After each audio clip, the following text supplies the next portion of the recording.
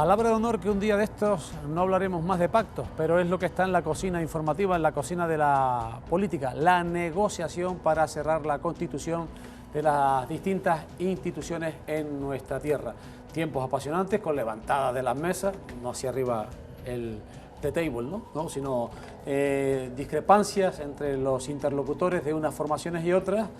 Y bueno, momentos de tensión, momentos de encuentro, desencuentros, negociaciones que todavía, de las cuales todavía desconocemos el resultado final. Se ha ido disipando el panorama en muchas de las corporaciones locales, con mucha polémica también, y pendientes de acontecimientos venideros, estableciendo criterios de sancionadores o de mantener la situación tal cual. Pero lo cierto es que en algún momento volveremos a hablar de temas sociales, de los temas concretos y muy particulares que son del interés de todos ustedes, pero evidentemente la política es todo o prácticamente todo y tiene que producirse la distribución de poder, lo digo en el sentido objetivo, no en el sentido que eso lo dejo para ustedes, de distribución de las tareas de responsabilidad de gobierno que están en estos momentos dirimiendo quienes son protagonistas de esas conversaciones. Bienvenidos al Grillo, bienvenidos a Canal 4, en esta ocasión nos acompañan para establecer opiniones, para enriquecernos con sus criterios, Teresa Cruz Oval, que es diputada del Partido Socialista Canario PSOE en la Cámara Regional del Parlamento Canario. Diputada electa, bienvenida, gracias por estar con nosotros. Muchas gracias a ustedes por invitarnos. Sebastián Ledesma, consejero electo del Cabildo por el Partido Popular, bienvenido. Muchas gracias igualmente por la invitación. Jesús Morales, consejero en funciones y consejero electo del Cabildo Insular de Tenerife por Coalición Canaria, bienvenido. Gabriel García, que es secretario general municipal de Podemos en el municipio de Arona, ¿no? Correcto, muchas gracias por la invitación. Muchas gracias por estar con nosotros. Miren, iba a hablar de pactos y en general, pero quería empezar por un tema social, y es que creo que la medida, no sé si arranca el beneplácito, el visto bueno de todos. Yo cuando se puso en marcha dije, y entiendo que viene a significar, viene a la misma, la puesta en marcha de la misma supone el reconocimiento de que algo no funciona en la tierra, de que algo falla, la apertura de los comedores escolares y, por supuesto, los mismos este año, lo que se llama la inmersión lingüística, bueno, pues la Consejería de Educación ha determinado ampliarlo a la ESO, ¿no? Esto yo creo que es fiel reflejo de cuál es la situación en Canarias, al margen de que se valore. Yo la valoro positivamente, porque hay muchos hogares en los que esta comida que reciben los chicos en los centros escolares, en los centros docentes, es la única que tienen, digamos, de fundamento que se puede, digamos, corresponder a la alimentación. ¿Tantos de acuerdo en lo benigno, en lo adecuado de la medida, o le ponen algún reparo a la misma? Sebastián. Cuando se planteó el año pasado fui bastante crítico, en el sentido de que, bueno, estaba de concejal en un ayuntamiento y entendía que los servicios sociales son los que le corresponde ese tipo de actuaciones. Sí es verdad que demandaba algo más, que parece ser que este año pues, se ha optado por esas actividades extraescolares, es decir, que realmente tiene una función educativa y posteriormente pues, paliar, que no podemos ocultar las necesidades que tienen todavía muchos ciudadanos a la hora de acceder pues, simplemente a productos básicos como puede ser la alimentación, el desayuno y el almuerzo, ¿no? Esperemos, el año pasado pues, bueno, pues tuvo una acogida mediana, es decir, tampoco fue que haya sido un boom. Esperemos que este año, con las plazas que estén, pues bueno, a ver la acogida que tiene. 5.000 escolares. Yo sigo insistiendo de que son los ayuntamientos los que deberían evaluar y los que deberían paliar ese tipo de necesidades. Lo estamos haciendo, o lo estaban haciendo, yo ahora ya he dejado de ser concejal del Ayuntamiento del Puerto de la Cruz, lo estábamos haciendo y yo creo que lo seguirán haciendo hasta que bueno, pues la recuperación se vea realmente y los ciudadanos pues, puedan lo básico, ¿no? Lo fundamental, la mejor política social es un empleo, un trabajo y yo estoy convencido desde el momento que se consiga pues, ese tipo de medidas pues irán desapareciendo, pero no es tampoco una cuestión de gusto, ¿no? Que haya alguien que le vayan a dar pues, un desayuno, tal, porque no tiene porque no tiene recursos para eso, ¿no? Pero bueno, es las necesidades, las circunstancias y es lo que toca, y esperemos que este año pues tenga mejor acogida o mayor acogida. Gabriel, ¿cómo lo ven ustedes en Podemos? Pues hombre, es una triste buena noticia.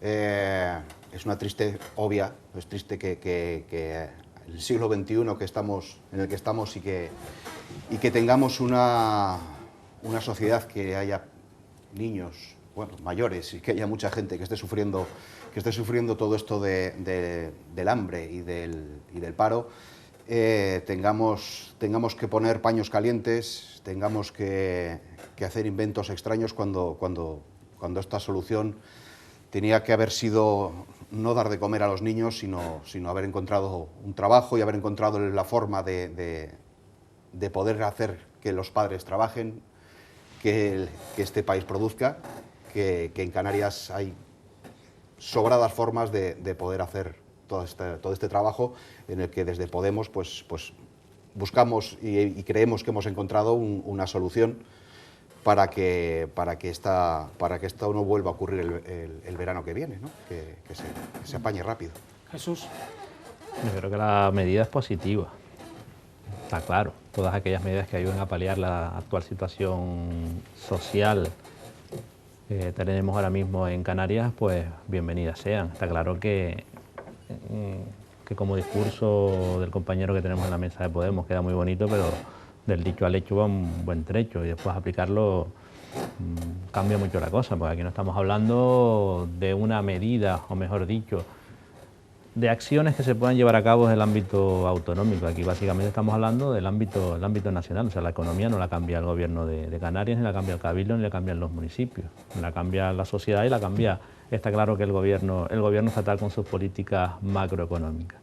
Por tanto, yo creo que esas medidas que se apliquen dentro de las competencias que tiene cada una de las comunidades autónomas y de las administraciones, pues bienvenidas sean.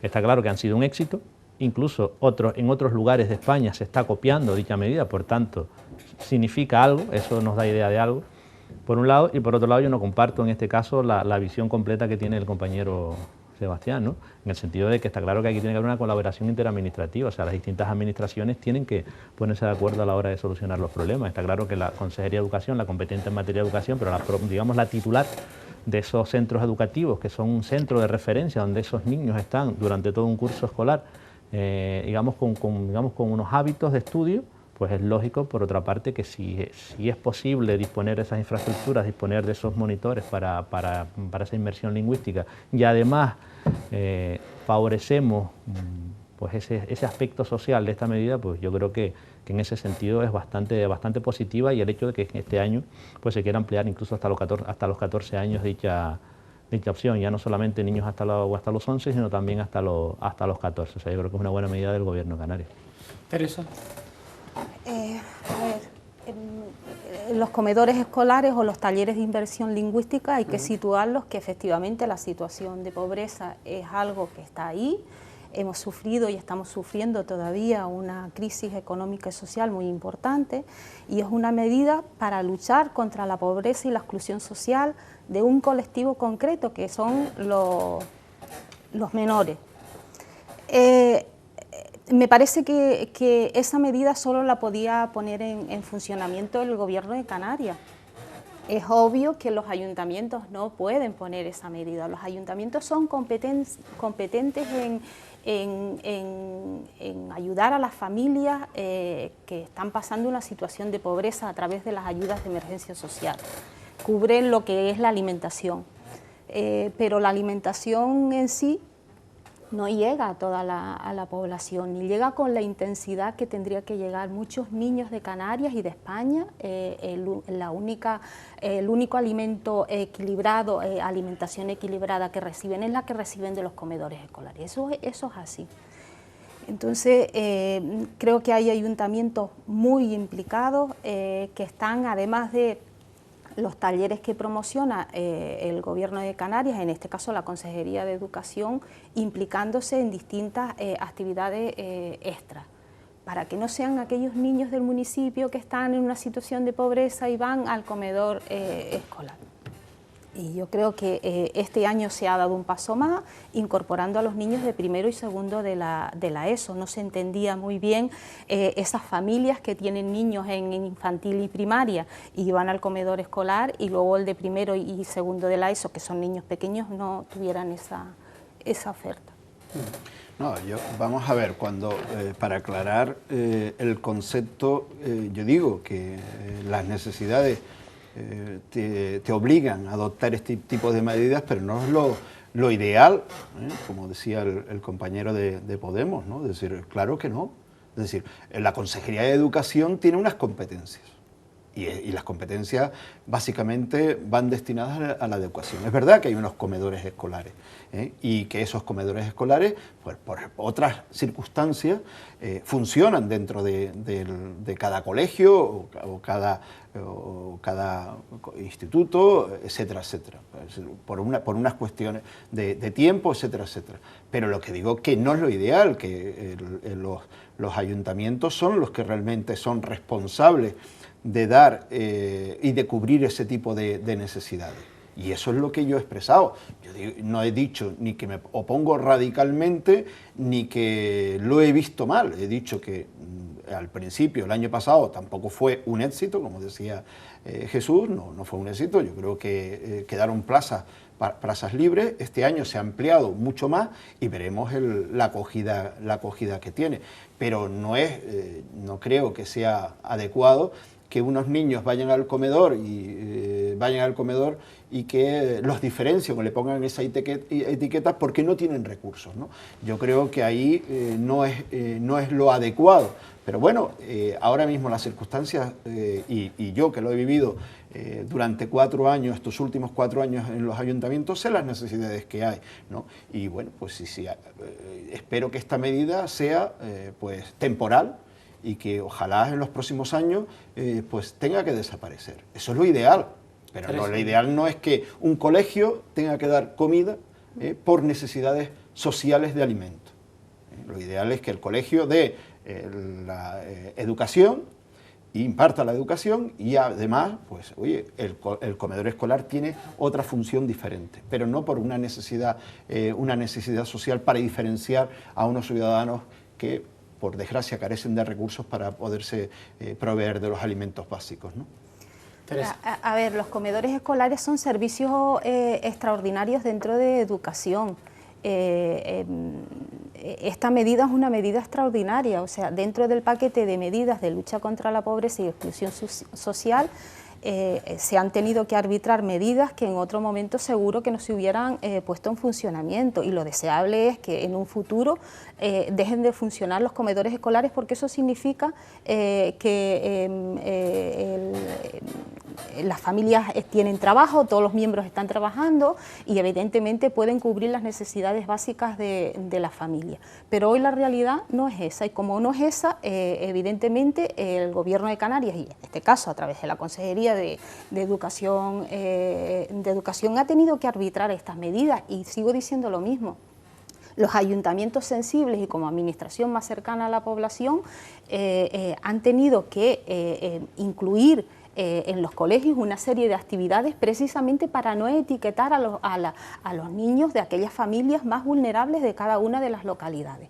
La situación es tan grave, ha sido tan grave desde el año 2009 hasta la actualidad en los ayuntamientos que los ayuntamientos no tienen capacidad. No tienen capacidad para asumir la lucha ahora mismo contra la pobreza infantil.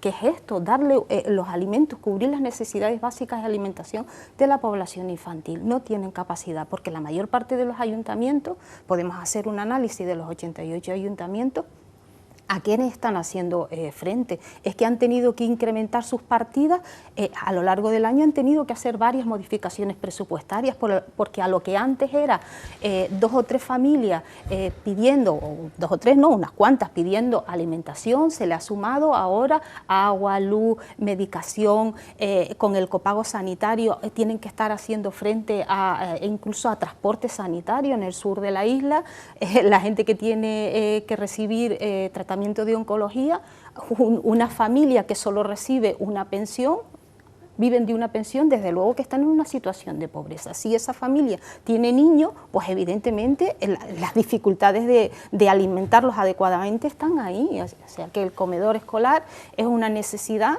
y ahora mismo tenemos que mirarlo en Canarias como una medida de luchar contra la pobreza infantil.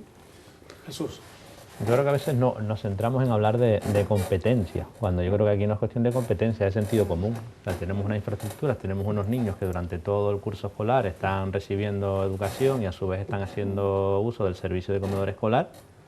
Llega un momento en la época del año en que se acaban las clases y evidentemente pues está claro que es lo mejor, porque por un lado las infraestructuras siguen abiertas, por otro lado los niños siguen recibiendo educación y por otro lado nos garantizamos pues el sustento alimenticio en muchas familias. ¿Que la situación no es ideal? Pues está claro que no es ideal, pero es que de eso partimos. Cuando uno gobierna parte de eso, parte de que hay una serie de problemas que tienes que solucionar y tienes que buscar las formas más adecuadas. Y yo repito, o sea, si esta medida que al principio se puso en tela de juicio, incluso a nivel nacional, se está, digamos, extrapolando, se está repitiendo en muchos lugares de España, por algo es, y porque la han visto que es una situación que va a beneficiar a numerosas familias. Yo sinceramente discrepo en el sentido de que los estamos etiquetando, en absoluto. Yo creo que aquí no estamos etiquetando en absoluto a las familias. Yo creo que ir con ese discurso me parece que es fuera de la realidad actual. Estamos prestando un servicio. Los alumnos también tienen derecho al descanso, tienen derecho a las vacaciones, y si tú no estableces unas medidas complementarias, yo creo que Teresa lo ha explicado perfectamente, es decir, se ha tratado de también establecer unas medidas complementarias de educación y demás, que tú en cierta forma puedas enmascarar este tipo de medidas, porque no es adecuado, y sobre todo en niños, etiquetar, no, mira, yo tengo que ir al colegio porque tengo que ir a comer. Ese es el concepto que tiene que desaparecer. ¿Qué diferencia hay que los niños que pagan y van a un campamento? No lo entiendo. ¿Cuántos colegios? Claro, pero el ¿cuántos colegios hacen campamento? El campamento, Jesús, es voluntario. Y esto, ¿cuál es la diferencia? Las familias le obligan... Pero aparte que sea obligado o voluntario, ¿cuál es la diferencia? La diferencia abismal. No, los niños en los campamentos también van a hacer, en muchos casos, los talleres que son de pago en campamentos son de pago y hacen actividades. Y también reciben el sustento alimenticio. Por supuesto. Con una diferencia. Pero uno es subvencionado y el otro no. Del resto no veo ninguna diferencia. Pero estoy diciendo que con las actividades complementarias, en cierta forma, parías esa diferencia que en principio se podría establecer. Sí, yo estoy de acuerdo, pero es que estamos discutiendo sobre algo en lo que estamos de acuerdo. Es decir, estamos de acuerdo en ese sentido. Oiga, mire, pura y dura, abrir unos comedores escolares simplemente para dar alimentos, en eso yo no creo que estemos de acuerdo, porque diferencias y estamos hablando de niños. La esencia de la medida, es que la medida no es solamente... No, la esencia de la medida actualmente es, oiga, actividades extraescolares, inmersión lingüística, y por supuesto, y me parece escolar. adecuado, pero sí, estoy diciendo que sí. Bien, ¿quieres decir algo al respecto? Hombre, hay cosas, yo soy padre de familia y lo he pasado mal, he estado mucho tiempo y sigo estando en paro. A Dios gracias, mi mujer tiene trabajo y hemos pasado momentos apurados y ha habido momentos que hemos tenido que tirar de ayuda familiar para poder dar de comer a nuestros hijos. Y al final te das cuenta cuando pasas esas necesidades que la etiqueta da igual. Las etiquetas dan igual. La cosa es que quieres dar de comer a tu hijo. Y sé que los padres y madres canarios, las etiquetas les van a dar igual. Cuando se está tan necesitado, desaparece la etiqueta para aparecer solo una gran etiqueta triste, que es la necesidad. Y hay que ser valiente y hay que reconocer las cosas y no hay ningún problema por eso, no hay que avergonzarse. Los niños tienen la suerte de que son niños y el día de mañana, cuando se les presentan las cosas con naturalidad, no las discriminan ni se asustan por ello. Entonces, está muy bien que se ayude a la gente, que se ayude a los niños, pero eso, abogamos siempre por ir a la raíz del problema.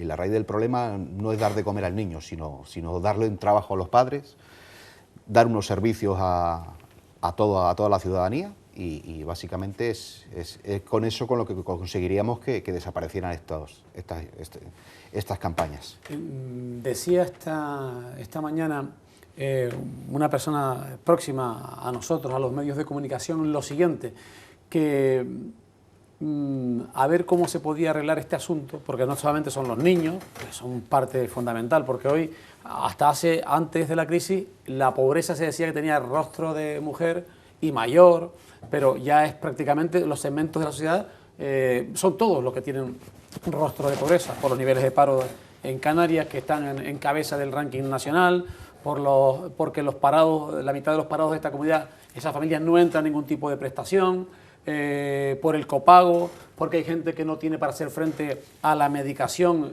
básica para sus enfermedades, por el tipo de alimentación que le pasará factura en el futuro a la gente. Vamos, que tenemos una problemática social de profundo calado, tremendamente y lamentablemente arraigada. Y alguien me decía, mira, se puede cuestionar la gestión que se hace desde las políticas sociales del Gobierno de Canarias y tal, que es la que digamos que tiene mayor capacidad, dice, pero esto se arregla con dinero y no se va a poder arreglar porque no hay dinero. O sea, aparte de la eficacia, de la eficiencia, es que no hay dinero. Y claro, a mí esto me encoge el alma porque es un canto a la desesperanza, a una realidad cruda, es decir, vas paliando la situación. Ayer una señora en la radio exponía su caso perceptora con todos los papeles de por medio del derecho a estar acogida al derecho de la dependencia. 4 años. El único papel que me falta es el de que me abonen el dinero. 4 años. Un hijo dependiente, 54 años, que tiene que vestirlo, darle de comer, afeitarlo, lavarlo. Claro, una persona de 73 años de edad. Y ya no estamos hablando del caldero, estamos hablando de lo que es la calidad de vida de nuestra gente que se ha dejado la piel. Es solo una cuestión de dinero. Terriblemente es solamente una cuestión de dinero público, de poder tener una cantidad ingente que no se tiene con aquello de la financiación y demás recortes. ¿Todo se reduce a una cuestión de dinero? La pregunta es que es compleja, Juan Carlos. Lo que está claro que no solamente es cuestión de gestionar o de repartir. Por eso yo en algún que otro programa he dicho que claro, que siempre vamos a hablar del reparto, de los gastos, pero nunca nos ponemos a hablar de los ingresos y en cualquier economía, si no hablamos de los ingresos, muy difícilmente vamos a poder dar el siguiente paso de ver cómo hacemos el reparto de gastos. Pero claro, te encuentras con el pez que se muerde la cola. A ver si me intento explicar. Desde el punto de vista social, tú tienes que evidentemente ayudar a todas estas personas que lamentablemente están en exclusión social, educación, sanidad. Pero claro, por otra parte necesitas también hacer ese desarrollo económico necesario y suficiente para generar empleo. Por tanto, digamos que es una tesitura de difícil elección acertada, no de elección acertada. Porque claro, si tú disminuyes la inversión pública, va a haber menos obras, va a haber menos trabajo. Pero claro, si tú haces eso para destinarlo más a educación, a sanidad, te encuentras que puedes aumentar la mejora en ese aspecto. Pero te puedes encontrar que desde el punto de vista de la generación de empleo se quede estancado. O sea, por eso que es una pregunta bastante compleja. Pero está claro que influye todo, tanto la gestión a nivel de todas las administraciones como también, digamos, la capacidad económica de un país. Vivimos en un país que lamentablemente nuestro principal sector económico es el sector servicio. Por tanto, estamos muy influenciados por nuestra política económica y por nuestra orientación económica de los últimos años, o sea, por un modelo productivo determinado. Y ese modelo productivo determinado, evidentemente, está claro que en algunos casos ha fallado, pero estrepitosamente. Sí, pero no lo vemos cambiar en 5 minutos, que eso viene en todos los programas electorales. Tienes que cambiar el modelo. Eso es muy, muy complicado y en Canarias cuando decimos, bueno, tenemos que optar por otro sistema económico complementario al turismo, etcétera, etcétera, eso muchas veces, pues bueno, se quedan las palabras porque es complicado y es difícil. Pero es verdad que desde el punto de vista de la administración, cualquier administración hoy día, los ayuntamientos sobre todo, que son los que sufren directamente los problemas de los ciudadanos, directamente, es la administración más cercana y por lo tanto es la primera que le tiene que dar respuesta al problema sobre todo de las necesidades básicas, ¿no?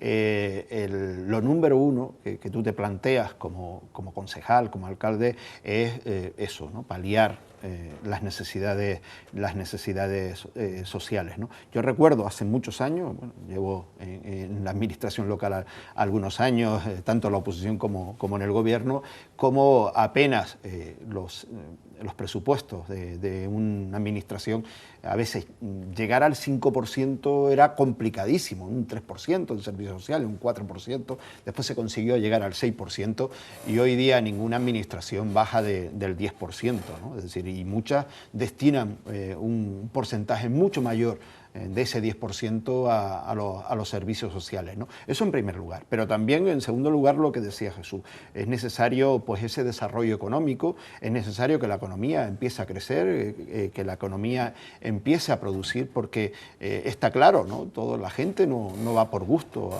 a demandar los servicios sociales, ¿no? La gente va por necesidad y lo que buscan generalmente en el 100%, bueno, podemos dejar alguna excepción, pero en el 100% lo que buscan es un trabajo, lo que buscan es producir ellos sus propios recursos económicos para paliar las necesidades básicas que tienen. Y eso es lo que ahora mismo yo creo que las administraciones estamos luchando. Se tiene que destinar mucho más recursos a los servicios sociales, pero también es verdad que no podemos y ahora mismo que la economía pues empieza un crecimiento importante, tenemos que destinar también a esa parte de desarrollo económico con licitaciones de obras, porque eso también produce empleo y el empleo es también política social, ¿no? Solo un apunte, fíjate que en el Gobierno de Canarias en torno al 70-73% del presupuesto del Gobierno de Canarias se destina a sanidad, educación y asuntos sociales. Estamos hablando de casi 3, digamos 3 de 4, o sea, de cada 4 euros, 3 se están destinando prácticamente digamos, a estos tres apartados. Yo creo que es muy complejo, muy complejo. Es evidente que coincido con Sebastián y con Jesús que para que hablemos de fortalecer el estado de bienestar tiene que haber un desarrollo económico, eso es indudable. Y no solo se trata de inyectar dinero en servicios sociales, si inyectamos dinero en servicios sociales probablemente seguiremos parcheando determinadas situaciones. Lo importante es inyectar dinero en todos los pilares del bienestar social, en sanidad, en educación, en dependencia. Ponemos un ejemplo. El centro base de servicios sociales, donde se hacen las valoraciones de discapacidad. Para que una persona mayor de 18 años tenga la valoración de discapacidad, pueden pasar más de 2 años.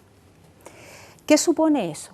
Pues puede suponer, primero, que tú no tengas beneficios fiscales porque no tienes la valoración de discapacidad. Segundo, que las ayudas técnicas, esa mejora en tu baño, esa silla de ruedas, esa atención especializada, no la tengas porque no tienes valoración.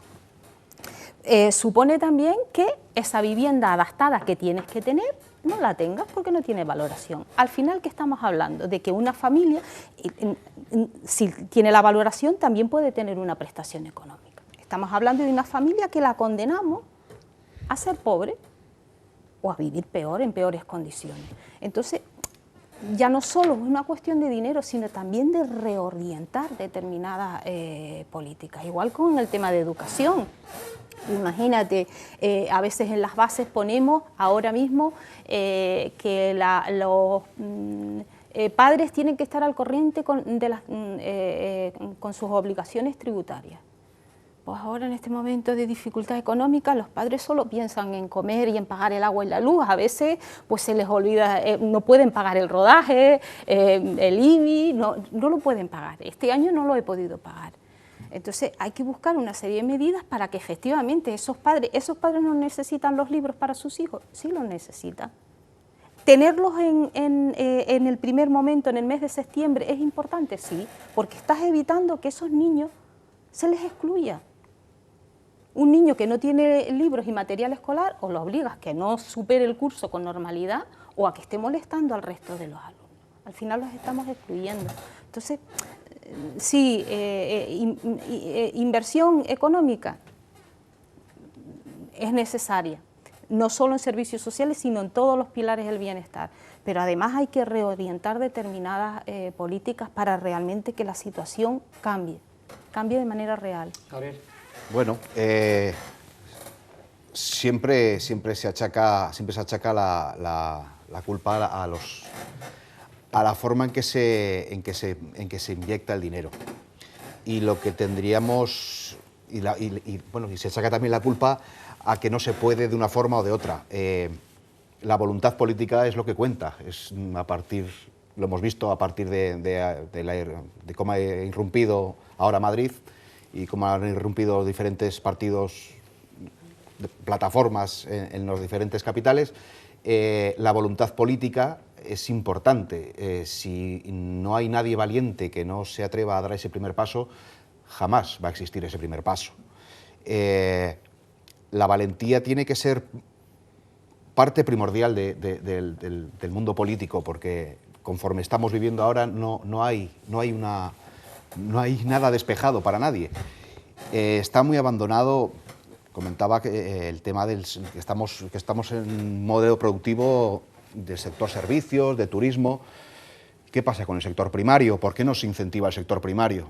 Es base de cualquier sociedad, tener agricultores, tener pescadores, tener ganaderos.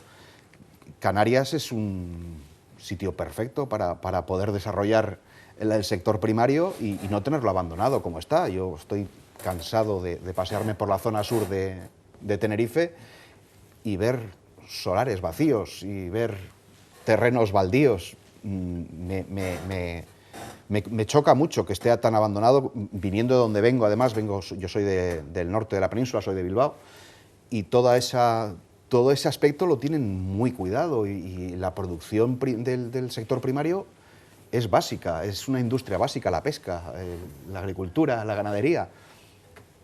Se crean una cantidad de puestos de trabajo directos e indirectos brutales, aparte de promover tu propio negocio dentro de tu tierra, ¿no? Entonces, en Canarias estamos dependiendo de lo que venga de fuera. Siempre estamos como esperando que venga el maná de fuera.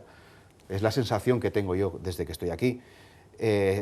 Voluntad política para ser valiente y empezar a trabajar de verdad, no a esperar a que venga el maná. Jesús. Bueno, yo creo que más que voluntad política a veces es sentido común.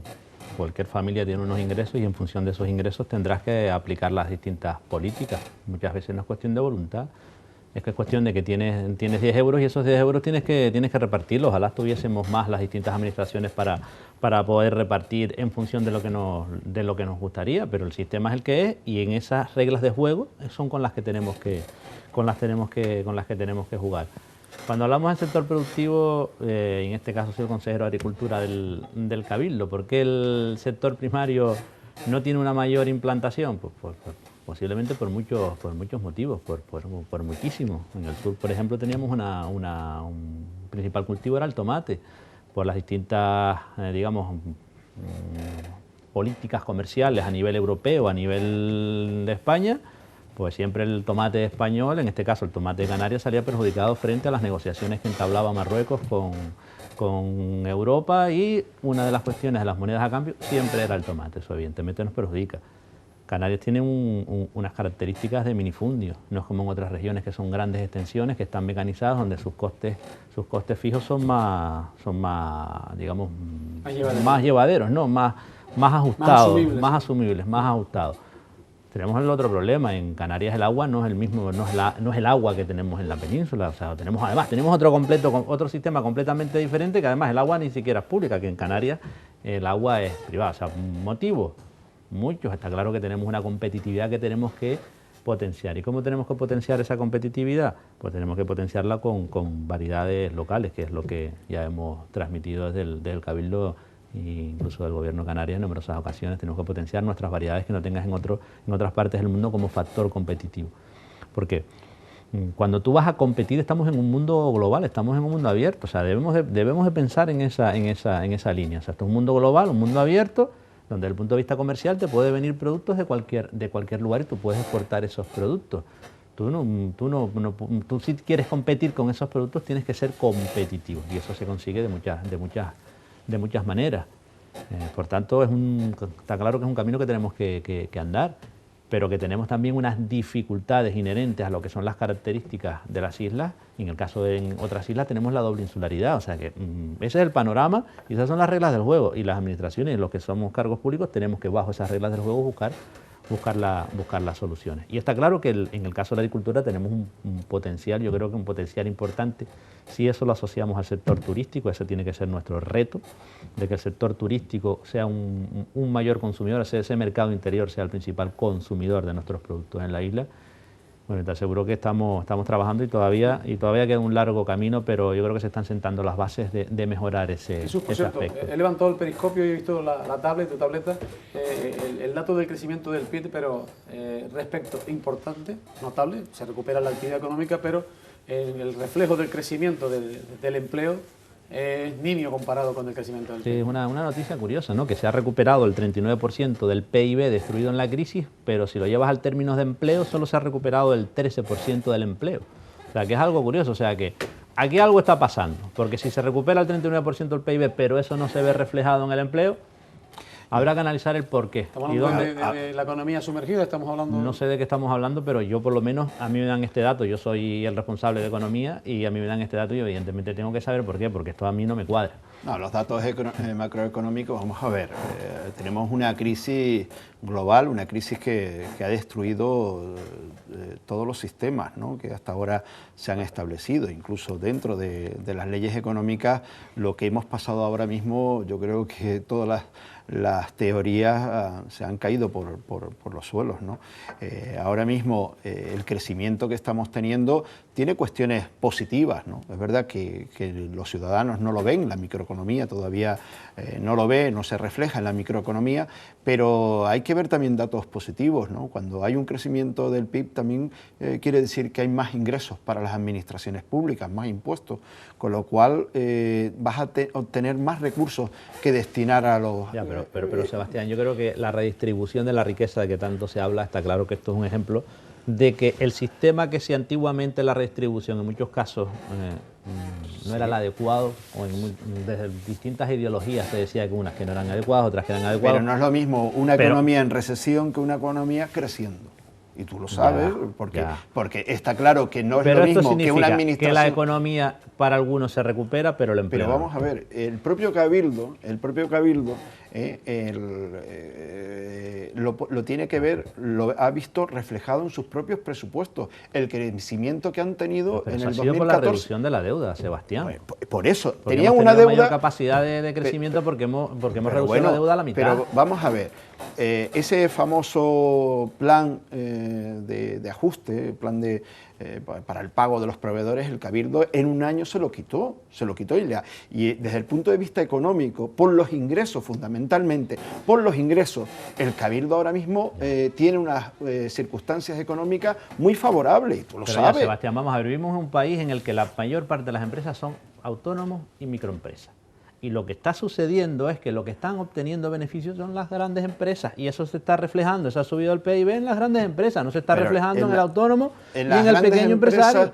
Pero vamos a ver, en las grandes empresas y en las medianas empresas que están viendo que la actividad económica se está desarrollando y está empezando a crecer. Pero que yo no digo que no se esté desarrollando la economía, solo te estoy diciendo pero que hay muchos autónomos obligados porque ya nadie contrata, o a nadie. Por supuesto. No hay, la contratación por cuenta ajena ha descendido de manera notable, por eso hay tantos autónomos. Entonces no hay márgenes de beneficio como para que esas economías despeguen, porque es prácticamente... A ver que lo digo, que no me mate un economista, es política de economía de subsistencia, la que llevan prácticamente las personas de manera individual. Sí, y de hecho, en restaurantes y tal, pues se está, pero dice, no, es que crece, y además esto lo denuncia la Asociación de Autónomos de Canarias, es decir, crece el número de autónomos, pero es que estoy trabajando por cuenta ajena. O sea, para abaratarle los costos a determinados empresarios, yo me contrato, me hago autónomo. Pero eso es perfecto. Yo estoy hablando desde el punto de vista de la administración. Pues yo no lo veo tan perfecto. No, te estoy diciendo que esa circunstancia que tú estás diciendo, que la microeconomía no lo está viendo reflejado, ese crecimiento del PIB, eso te estoy diciendo que es perfecto, que es así, y probablemente es así, ¿vale? Pero te estoy diciendo desde el punto de vista de la administración. Oiga, Vale, si desde el punto de vista de las de las administraciones... administraciones te voy a dar la razón, pero desde el punto de vista de la sociedad, Bueno, pues las eso es lo que yo condiciones, hablo. las Jesús, condiciones laborales han empeorado. cuando yo hago el planteamiento, sí, pero la administración se supone que hay mucho más ingresos. ¿Qué quiere decir? Que podemos destinar más recursos a servicios Pero, sociales Sebastián, que eso hemos está bien hablado. que me lo diga alguien del PSOE, con perdón, pero no del PP, porque el PP cree más en la libre economía y Pero vamos a ver, pero si te estoy diciendo, claro, pero vamos a ver. Si te estoy hablando que el crecimiento de la economía, del PIB, beneficia a la administración y supone, porque además lo ha reflejado el propio Rajoy, oye, poder bajar más impuestos. Esos recortes que se hicieron de forma obligatoria, porque nos obligaban desde la Unión Europea, ir echándolos abajo. ¿Qué supone el crecimiento? Eso, que vaya desapareciendo. ¿Cómo me vas a decir tú ahora que ese es el planteamiento del Partido Socialista? Es el planteamiento que nosotros, el Partido Popular, estamos planteando. Te estoy diciendo, el crecimiento del PIB supone que la economía mejore. Señores, aquí paramos esta parte del programa. En la segunda vamos a escucharnos y a ver, a ponernos en conocimiento, a conocer los mensajes de los amigos anunciantes de Canal 4 Tenerife. Descanso, volvemos y hablamos de los pactos. Me pega que un poquito calentito se va a poner esto aquí en Canal 4 Tenerife.